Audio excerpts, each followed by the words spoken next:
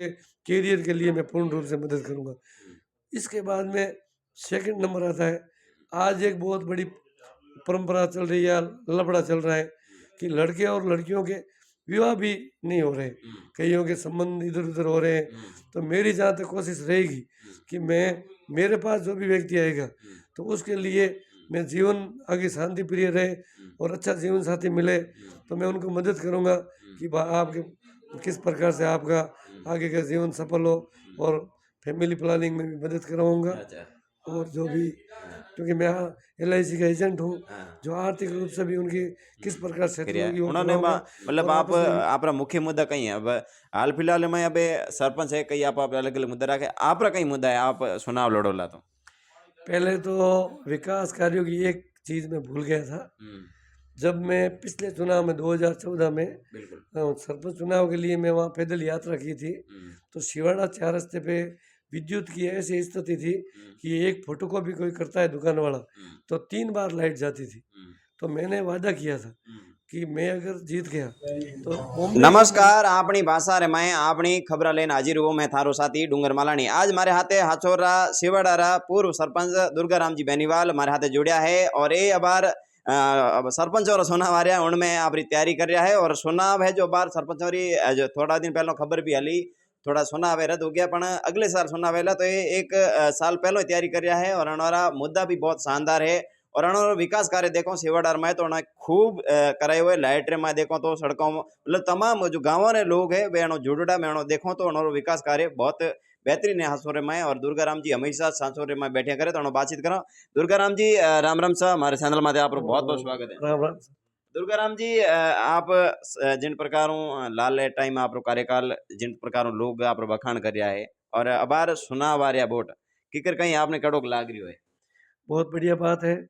हमारा प्रथम और आखिरी लक्ष्य एक ही है कि वापस चुनाव लड़कर और भारी मतों से जीतकर और पंचायत के काम जो कुछ काम अधूरे रह गए थे उनको पूर्ण करना है और वो पूर्ण भी कर। अच्छा तो दुर्गाराम जी लाल टाइम रे में आप सरपंच था ठीक है ना उन टाइम कितो थे काम काज करो थोड़ी की जानकारी बताओ काम काज ने लेने साहब ऐसी बात है कि शुरू से ही जब से मेरे पिताजी थे किसान आदमी थे, उन्होंने शुरू से भी कहा था कि अपने को जो काम मिलता है वो उसी काम को पूरा मन लगा के करना है। तो मैं 2014 में शिवाड़ा 18 वोटों जीत पर उन सरपंच बने हो और 5 साल तक वो लगातार पंचायत में ही रहे हो। संडेरी में छुट्टी नहीं करी। सुबह में मेरे 10 बजे चला जाता था और एक अध्यापक की तरह, जो अध्यापक नौकरी पे जाता है स्कूल में, वैसे शाम 5 बजे तक मैं वहीं रहता था और हर व्यक्ति का छोटे से छोटा कोई भी काम होता था तो मैं वहाँ हाजिर रहता था। मैंने मेरे कार्यकाल में सबसे ज़्यादा पंचायत समिति चित्रवाड़ा में इंदिरा आवास के भुगतान करवाए थे। जो पूरी चित्रवाड़ा की आप रिपोर्ट देख लो उसमें सबसे ज़्यादा मेरे थे। दूसरा नंबर बाथरूम, जो ये स्वच्छ भारत मिशन, उस टाइम मोदी जी ने ये निकाला था कि भाई वो कोई भी हमारी महिला जिनको बाहर खुले में शौच नहीं जाना पड़े, तो उसके हमने प्रेरणा लेकर हर घर में शौचालय के लिए 12-12 हज़ार रुपये मिलते थे, वो भी पूरी चित्रवाड़ा पंचायत समिति में सबसे ज़्यादा मैंने ही करवाए थे। तीसरी बात यह थी मेन शांति। तो मेरा एक ही विजन था कि मेरी ग्राम पंचायत क्षेत्र का कोई भी व्यक्ति किसी प्रकार की किसी अशांति में या भय में नहीं रहे। तो मैं 24 घंटा मॉनिटरिंग करता था, वहाँ रहता था। कभी 1-2 बार मेरे साथ ऐसी व्यवस्था भी हुई थी तो मैं वहाँ धरने में बैठा था। किसी भी व्यक्ति के साथ में कोई अत्याचार नहीं हो, चाहे वो कोई भी हो, और जितने भी शिवाड़ा पे दुकानदार है तो उनको भी सभी प्रकार की सुविधाएं जो ग्राम पंचायत से मिलती थी हमने देने की कोशिश की। शिवाड़ा मेन जो फाटा बोलते हैं उस फाटे पर कोई पानी की व्यवस्था नहीं थी। प्रथम बार मैंने देश आज़ाद होने से लेकर आज तक प्रथम बार मैंने पाइपलाइन लगवा के और वहाँ पानी की व्यवस्था की और वहाँ कम से कम 100-200 परिवार रहते हैं और सब खुश है कि भाई पानी पहली बार आया। इसके अलावा इस मनरेगा योजना में सबसे ज़्यादा रोडें, ग्रेवल की रोडें मैंने करवाई है और जितने भी 4 रास्ते बने हैं, आप कहीं से घूम के जाओगे तो हाईवे पे ही जाओगे। आपको किसी को पूछना नहीं पड़ेगा कि भाई रोड कठिन जाएगा, रोड कठिन जाए। जिस पे भी जाओगे आपको डामर रोड पे ही वो रोड ख़त्म हो जाएगी। तो हमने जहाँ तक कोशिश की जनता की सुविधाओं के लिए पूरी मेहनत की थी और कुछ काम हुए भी नहीं थे। कोशिश करने के बाद भी सबसे ज़्यादा काम एक और किया था कि विद्युत का जो केंद्र सरकार की योजना थी उसमें हमने हर घर हर 3 घरों पे एक डीपी लगवाई थी। लंबे इलाके में धनेरिया के अंदर एक क्षेत्र है, वहाँ पे 20 पोल के बाद में एक लाइट दिलवाई थी। उनको 50 साल से लाइट नहीं मिली थी। एक गरीब 20 पोल की लाइट तो कभी लगवा ही नहीं सकता। लेकिन वहाँ 3-4-5 घर थे उनके बीपीएल के और उस चक्कर में पूरे को इलेक्ट्रीफाइड कराया। पूरे देश आज़ाद होने से लेकर मैं सरपंच बना जब तक जितनी डीपीएल लगाई थी उतनी उससे भी ज़्यादा मेरे कार्यकाल में लगी और ज़्यादा से ज़्यादा काम उन क्षेत्रों में हुआ है जो अति पिछड़े हैं, एससी एसटी या अभावग्रस्त लोग हैं, उनके घरों तक मैंने लाइट पहुंचवाई। दीनदयाल उपाध्याय के नाम से ये योजना थी और हमने घर इलेक्ट्रीफाइड किया। हाँ, बिल्कुल दुर्गाराम जी, बहुत आपका जो कामकाज है वे धरातल मध्य भी दिखे, क्योंकि मैं भी अन क्षेत्र हूँ।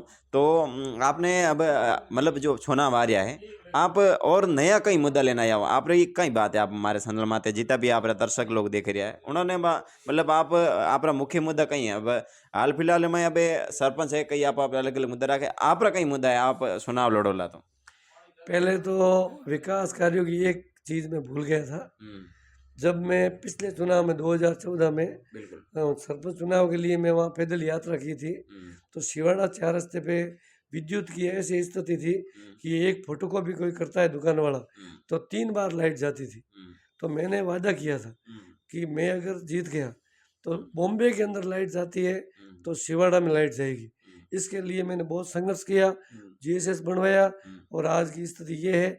आपका भी ससुराल है उस क्षेत्र में, आप किसी से पूछ लो, शिवाड़ा पे 4 रास्ता और शिवाड़ा गांव और झोलडा गांव और धनेरिया गांव इन मुख्यालयों में 24 घंटों लाइट रहती है और बाकी जगह भी लगभग 20 घंटों लाइट रहती है। और अभी बाद की व्यवस्था में कोई 19-20 हुआ है तो वहाँ के मुखिया ने ध्यान नहीं दिया होगा। और बाकी आगे की बात कह रहा हूँ मैं, आगे का सर्वप्रथम तो मैंने कुछ काम है मेरे छूट गए और उन कामों को मैं सर्वप्रथम पूरा करूँगा। और उनमें सबसे ज़्यादा जो मुख्य काम था वो कोई पानी के संबंधी था। पहले मेरा विचार था कि नहर का जो दूषित पानी आ रहा है और इस दूषित पानी के पीने से लोगों को कुछ शारीरिक समस्याएं ज़्यादा होती है, कुछ क्या है उनमें सहनशीलता की भी उस पानी से थोड़ी कमी है। तो मैं चाहता था कि भाई मैं हर घर एक टाँका बना दूँ ताकि बरसात का पानी आवे तो पीने में वो काम आवे। लेकिन लास्ट में साल में मेरी इच्छा थी कि मैं पूरे टाँके ही बनाऊँगा, लेकिन लास्ट में साल में भारत राजस्थान के अंदर सरकार चेंज होगी। मैं भी कांग्रेस से संबंधित था और कांग्रेस का राज आने के बाद में उन्होंने हमारे बजट का 1 रुपया दिया नहीं, न तो केंद्र सरकार के बजट के पैसे दिए न राज्य सरकार के पैसे दिए और सभी काम वहाँ पर विफल हो गए। और उसके बाद में कोरोना आ गया और हमारा वो कार्यकाल पूरा हो गया। अब आगे की मैं कह रहा हूँ, सर्वप्रथम तो मेरा काम शिक्षा के क्षेत्र का रहेगा कि मेरे क्षेत्र में जितने भी लड़के और लड़कियाँ जो पढ़ रहे हैं, 12वीं पास हो गए हैं या उससे आगे तैयारी कर रहे हैं, तो उनको मैं कैसे भी करके कोई भी तरीके से ट्रेनिंग करवाओ या किधर भी कोई एग्ज़ाम दिलाओ या हमारी तरफ से कोई मैं एक बेनीवाल सेवा संस्थान में चलाता हूँ, उनकी तरफ से उनको करियर गाइडेंस करें और उनके करियर के लिए मैं पूर्ण रूप से मदद करूँगा। इसके बाद में सेकंड नंबर आता है, आज एक बहुत बड़ी परंपरा चल रही है, लफड़ा चल रहा है कि लड़के और लड़कियों के विवाह भी नहीं हो रहे, कईयों के संबंध इधर उधर हो रहे हैं।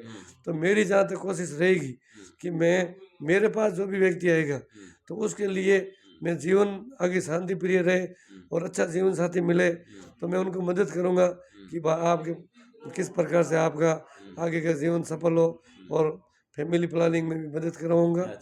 और जो भी क्योंकि मैं LIC का एजेंट हूँ, जो आर्थिक रूप से भी उनकी किस प्रकार सेटल होगी वो कराऊँगा और आपस में विवाद होंगे तो सुलझाने का भी काम करवाऊँगा।